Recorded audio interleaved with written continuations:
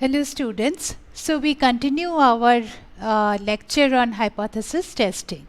So far we have defined what is a null hypothesis, what is the alternate hypothesis, the fact that the null hypothesis often refers to the status quo and it is given higher credence in that in order to typically we accept the null hypothesis and only if we get enough data to provide evidence against the null hypothesis, then we can use that data to reject the null hypothesis. We have also talked about different kinds of errors we might make while rejecting the null hypothesis. So, the two types of errors that we talked about was the type 1 error and the type 2 error. The probability of type 1 error is called alpha and the probability of type 2 error is called beta. Now, today what we are going to talk about are the rules by which we can reject the null hypothesis. So, one way in which we can reject a null hypothesis is by pre-specifying the level of type 1 error that we are willing to live with. So, we pre-specify the alpha and at this given level of alpha, we identify a rejection region and a non-rejection region and then we reject the null hypothesis based on what evidence the sample provides. The other way of rejecting a null hypothesis where we do not pre-specify an error, but we look at what is the actual probability of type 1 error that the sample data has shown us that we might be committing. Okay. So, if this probability is very small, then we reject the null hypothesis. So, this is known as the p-value approach. So, first we will talk about the rejection region method. What does this do? It defines a range of unlikely values of the sample statistic if the null hypothesis is true. So, you state a particular hypothesis, you collect data from a sample and you get such a sample statistic which is very far from the population parameter that you have hypothesized as your null, and it is very unlikely that you would have got such a value of the sample statistic if in fact your null hypothesis were true. So, you determine some critical values based on the level of type 1 error that you are willing to live with. So, this is and you determine these critical values and anything beyond these critical values on either tails of the distribution are known as rejection regions. So, for each value of alpha that you are willing to live with, you will have the associated critical values and these critical values will be determined by the standard normal distribution. Okay. So, let us first we will look at how do we choose a significance level or a level of probability of type 1 error that we are willing to live with. So, this is really a subjective decision and this is dependent upon how strict the researcher wants to be on rejecting the null hypothesis or not. So, as we said before, a greater level of credence is given to the null hypothesis. If you want to really be very sure of your sample data before you reject the null hypothesis, then you want to commit you want to keep your probability of type 1 error to very small. You don't really want to commit a high probability of a type 1 error. So, in this case, you keep the probability the value of alpha to be small, but if you are okay with if you are not giving that much credence to your null hypothesis or if you are willing to live with a slightly higher value of type 1 error, then you can look at a little higher value. So, typical values range between 0.1 where you are basically willing to live with a lot a higher probability of type 1 error, 0.05 which is 5% probability of type 1 error, 0.01 which is 1% probability of type 1 error and 0.001 where you are being really strict in regards to what are the criteria that you will accept before rejecting the null hypothesis. Here you have only 0.1 0.1% probability of committing a type 1 error. One of the examples that we talked of before was that a typical example of a null hypothesis is innocent till proven guilty. Now, just to give you an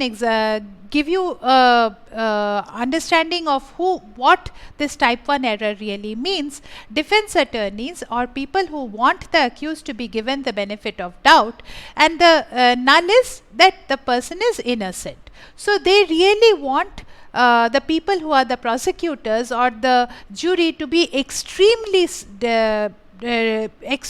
sure of the evidence beyond any reasonable doubt before they convict the person. So, they will want smaller values of alpha. So, they will go with say 0.001 values of alpha. They want them to be 99.9% confident that they are in fact guilty before pronouncing them to be guilty. And they are willing to live with higher values of beta, that is, a actually guilty person is allowed to go free. On the other hand, prosecutors may want lower values of beta, they don't want the guilty person to go free, and they may be a little bit okay with a slightly higher values of alpha, where they may commit a type 1 error.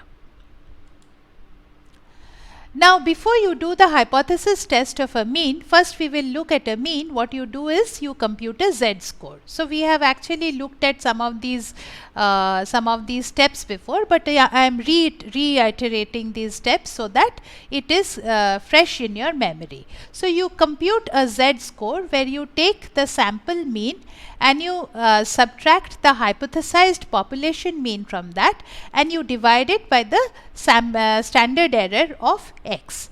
And this z-score is a standard normal variable. It is distributed according to the standard normal distribution 0, 1 if your sample size is large. And now we use tables for standard normal distribution to see whether the computed z-score is large enough for rejecting the null. So, let us look at a standard normal distribution. So, this is what a standard normal distribution looks like.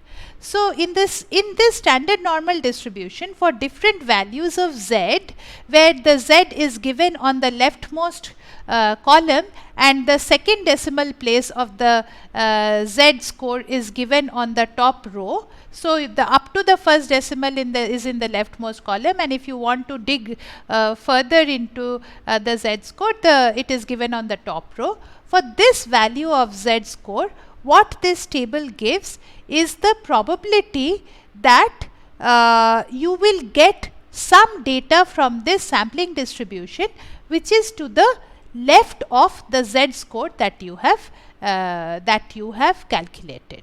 Okay. So, if your hypothesized value is somewhere here and you have actually, so if your hypothesized value is here and you have got a value which is lower than your hypothesized value, then given that you are saying this lower value minus the hypothesized value, this numerator will be a negative value, right? So, the z-score will be negative in this case. So, if the z-score that you have computed is a negative score, that means basically you have got a z-score somewhere over here.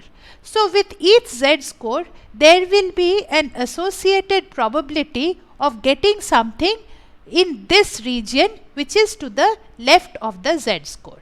Now, as the probability becomes smaller and smaller, you have actually observed this, and this is moving farther and farther from the hypothesized mean. The hypothesized mean is over here. As the sample evidence moves farther and farther away from the hypothesized mean, and the probability under this part of the normal distribution, standard normal curve becomes smaller, then you say that basically it is not possible that to get such a high or such a low value of z-score if in fact your hypothesized mean is true, and hence you reject the null hypothesis. So, if you get a large magnitude, even though it may be negative in size, but a large magnitude, negative magnitude of z-score, then you reject the null hypothesis. On the other hand, if you get a large positive value of the z-score, so the magnitude of the z-score as it becomes larger and larger, that means you are farther and farther away from the hypothesized mean, and hence you reject the null hypothesis. Now, let us look at the actual, let us look at some of these values over here. So, let us zoom in a little bit.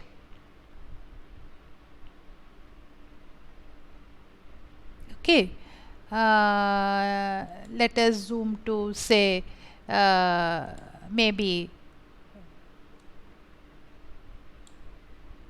400%. Okay, this has become a bit too high, but let us see. So, if you get say a z-score of minus 2.58, okay, so you say minus 2.5 or minus 2.58, say to minus 2.55. So, it was on this here minus 2.55, and let us actually reduce the zoom a little bit.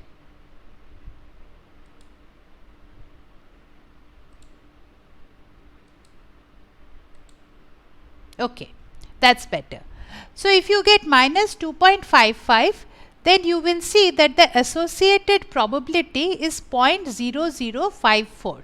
That is the probability of the data lying even farther, you know, it being farther than that z-score of getting any value of sample value even less than what you have actually observed. So, it is a very small probability, and at this level of probability of committing a type 1 error, you it is okay to reject the null hypothesis. But on the other hand, if for instance, if you get a z-score of say minus 0.65, okay, so you say, or minus 0.60 say. So, there is a 0.2743 is the probability. So, this is not that far away from your, so this is a 27% probability in a one-sided test. If in a two-sided test, it is actually double of this, that much probability of making a type 1 error. So, typically you will not want to live with that high level of probability of type 1 error, and this value of alpha you will not take. So, what are the typical values of alpha that I said? That, you know, typically you look at a value of alpha of about 0.05, and half of that is 0.025. So, the associated z-score with that is minus 1.96.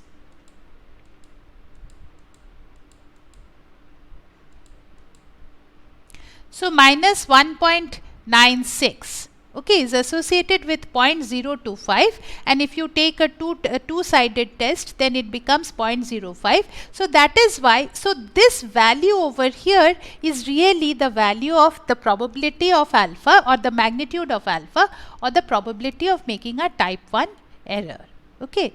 So, you can work it backwards, and you say that this is the critical value of z, beyond which if you get any value of z beyond that, then you can reject the null hypothesis at the 5% level of confidence. If you want to be even more strict and you want to have only, you want to go with a 99% confidence level, then you can see that 0.1 divided by 2 is 0.005 is over here. So, the associated critical value is minus 2.56, or in fact minus 2.58, 2.57 over here, and here it is between 2.57 and 2.58.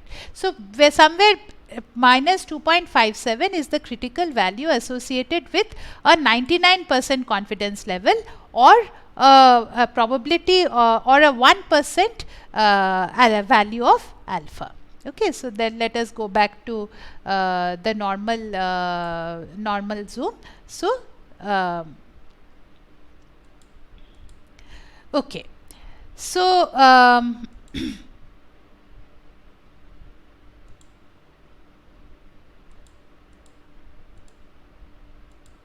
I'm sorry.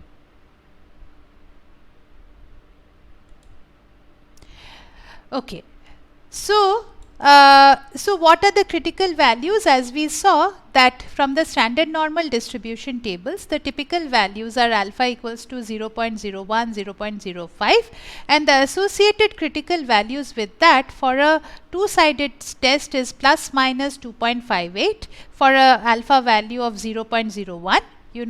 So for an alpha value of 0.05, it is plus minus 1.96, and for an alpha value of 0.10, it is plus minus 1.65. That is, if your sample statistic is 1.96 away from your hypothesis, or not the sample statistic, yes, the Z score is 1.96 away from your hypothesized value, then at a 5% level of more than 1.96 from your hypothesized value, at a 5% level you can reject the null hypothesis. Similarly, for the one-sided test, you will have these values are minus 2.33 for a left tail test, plus 2.33 for a right tail test, and so on and so forth. So you have these very standard critical values that are already found from the standard normal distribution. Let us give an example of a two-sided hypothesis. Now, let's say you claim that the average number of gems, so gems is the chocolate that you eat, right? Gems packets. In a packet of gems is equal to 12. So someone says that the number of gems in a packet is 10. You just think, yeah, I think you know what, how many little chocolates are there? I think there are 12. Your friend claims it is not 12. He does not claim that it is more or less than 12, but just says it's definitely not 12. So what your null hypothesis is mu equals to 12, and the alternate hypothesis is mu is not equal to 12. So you say that you are willing to accept a probability of type 1 error of 5%, say alpha is 0.05, and so the critical value is plus minus 1.96. So what do you need to do? You need to buy several packets of gems to test your hypothesis, right? Anything for science, you have to, after all, you have to check out how many gems there are in each packet. So you buy 30 of these gems packets, and each of them you open up and you count the number of gems that are there in each packet, and you do the average of the number of gems. So in one case there may be 11 gems, in one packet there may be 12 gems chocolates, in another one there may be 10 gems chocolates, whatever. After doing this average, you get that the average number of gems in a particular packet is 11.17. Why is this a fractional number? Because it is an average of all the 30 gems packets, and the average is continuous even though the actual variable may be discrete. So now if you were to reject, you could only reject your null hypothesis of mu equals to 12. So 12 minus 1.96, that is actually 10.04 or 13.96. So if you have found 11.17, that is between 10.04 and 12, it is in the non-rejection region, so you cannot reject the null hypothesis. This is in the case of a two-sided test. Suppose you do a one-sided test, you claim that the number of gems is less than or equal to 12. Okay, so the null is that the null you are testing is that it is less than or equal to 12, and the alternate, your friend claims that it is more than 12. Your friend thinks that there are more. So the level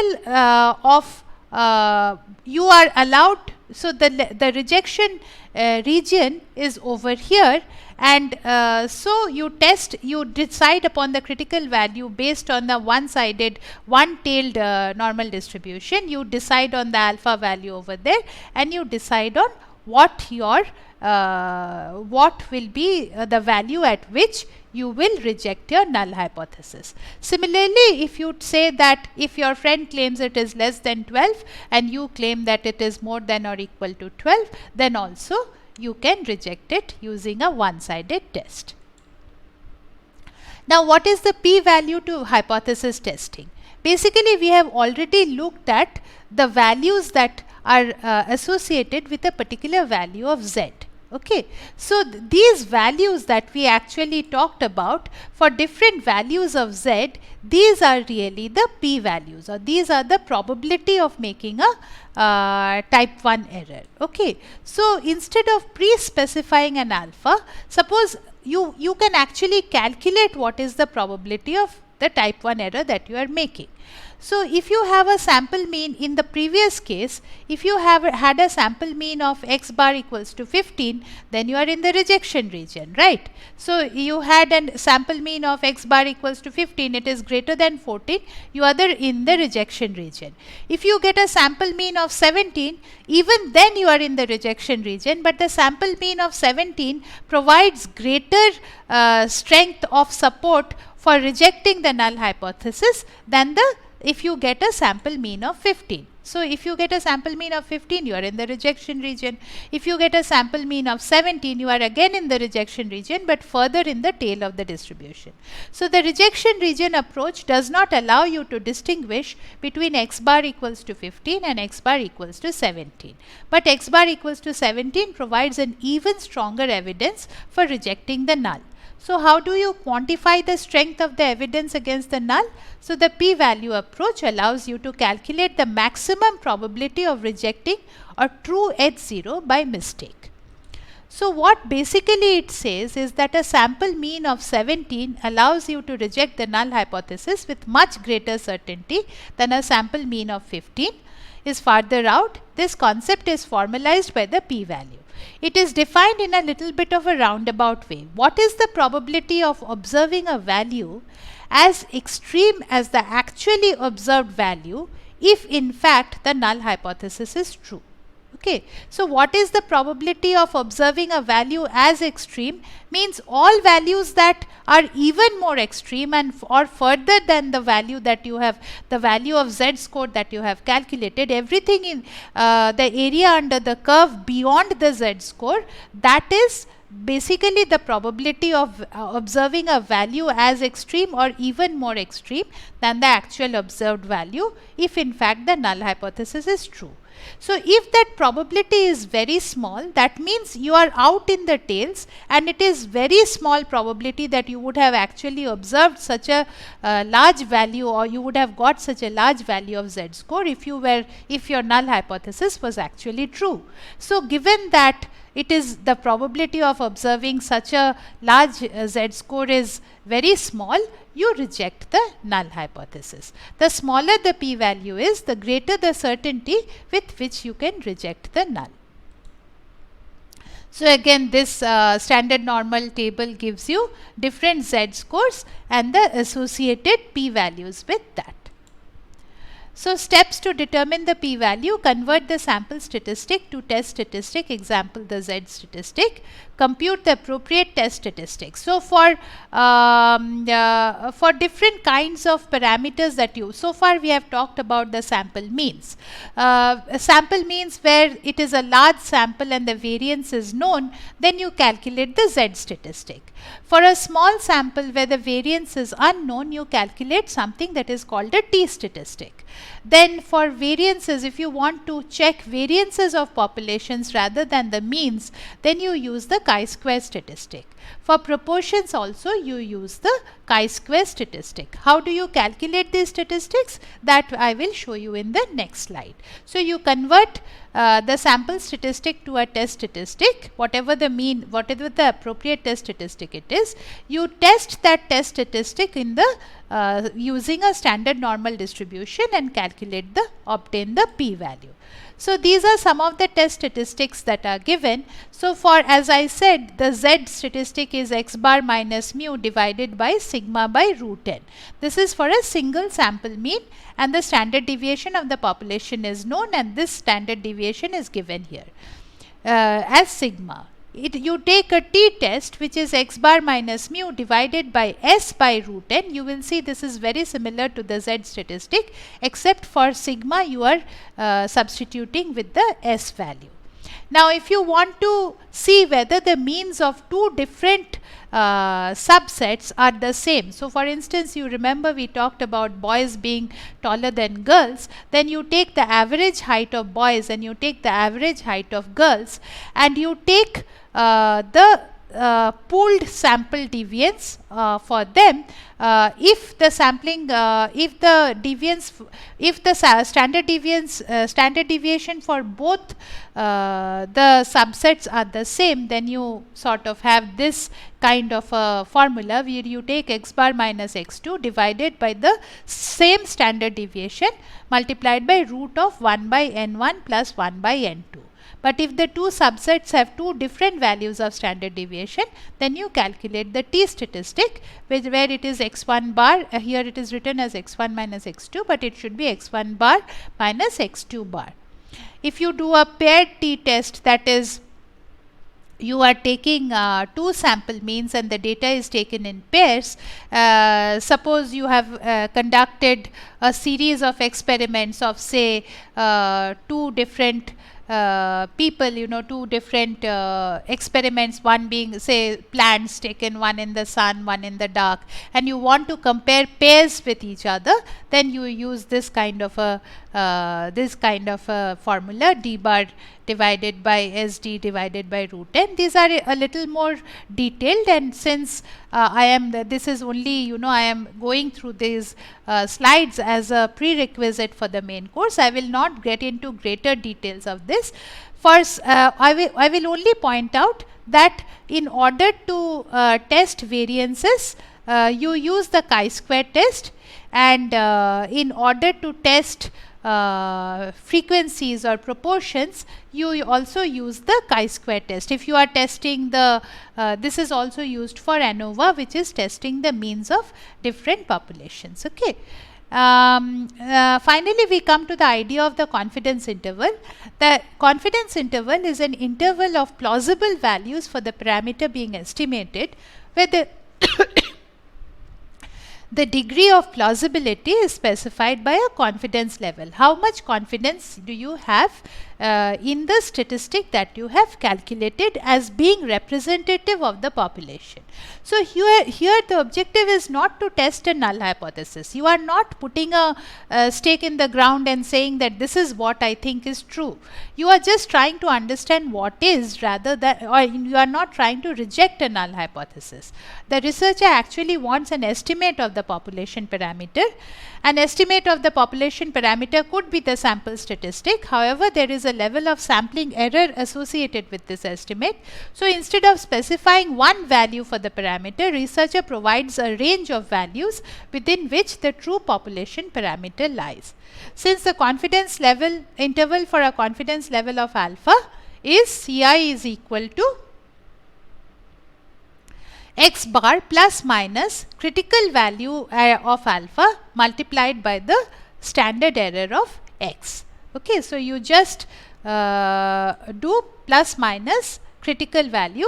So, for at a alpha level of 95% or 95% confidence level, the alpha will be 1.96. So, x bar plus minus 1.96 multiplied by the standard error of x will give you the range of values within which you can say with 95% confidence level that the true parameter lies. Okay, so while the confidence interval estimation and hypothesis testing serves different purposes, they are based on the same concept, and conclusions reached by the two methods are consistent for a two-tailed test.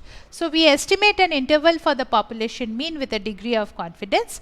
If the estimated interval contains the hypothesized value under the hypothesis testing, then this is equivalent of not rejecting the null hypothesis. So, in the previous example, for instance, suppose you get when you get 11.17, instead of just rejecting the null hypothesis of or not rejecting the null hypothesis of 12, your aim is not to reject the null hypothesis. You really want to say what is with 95% confidence, what are the ranges that you can put the average number of gems in a packet to be. So you take 11.17 plus minus 1.96 multiplied by the standard error, which also you will have got from your data of 30 gems packets.